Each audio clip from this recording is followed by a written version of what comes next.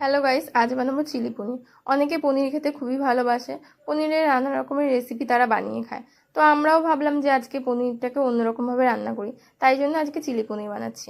দেখো, প্রথমে কি করলাম, পনিরগুলোকে কেটে নিয়েছি। নেওয়ার পর এর মধ্যে নুন, হলুদ আর একটুখানি গুঁড়ো লঙ্কা মিশিয়ে এবার এর মধ্যে একটু কর্নফ্লাওয়ার দিয়ে দেবো।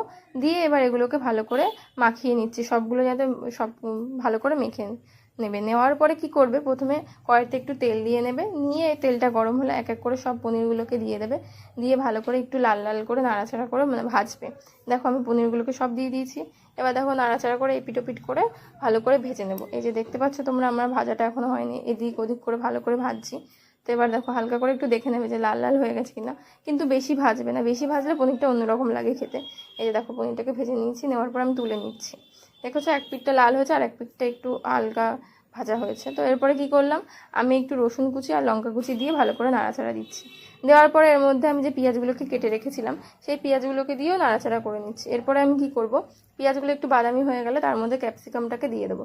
দিয়ে ক্যাপসিকামটাকে কিছুক্ষণ নাড়াবো, নাড়িয়ে চাড়িয়ে। এরপরে এর মধ্যে একটু সয়া সস দিয়ে দেবে। দিয়ে আবার একটু নাড়িয়ে চাড়িয়ে নেবে।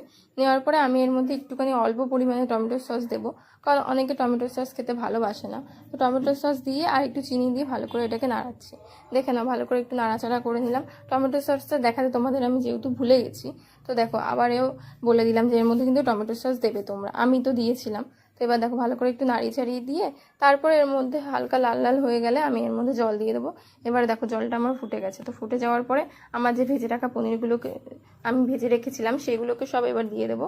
দিয়ে ভালো করে নাড়াচাড়া দিয়ে দিচ্ছি। দেওয়ার পরে কিছুক্ষণ ফোটানোর পরে এর মধ্যে আমি আবার গুঁড়ে রাখা কর্নফ্লাওয়ারটাকে দিয়ে দিচ্ছি। এই যে কর্নফ্লাওয়ারটা দিয়ে দিলে আমার ঠিক এরকম হবে। হওয়ার পরে দেখো, আমার ঝোলটা পুরো গাঢ় হয়ে গেছে।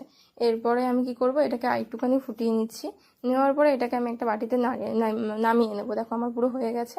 তো তোমাদের যদি ভিডিওটা ভালো লেগে থাকে, লাইক কমেন্ট শেয়ার সাবস্ক্রাইব করে। দেখা হচ্ছে তোমাদের সাথে নেক্সট কোনো ভিডিওতে। আজকের মতো এইটুখানি, টাটা।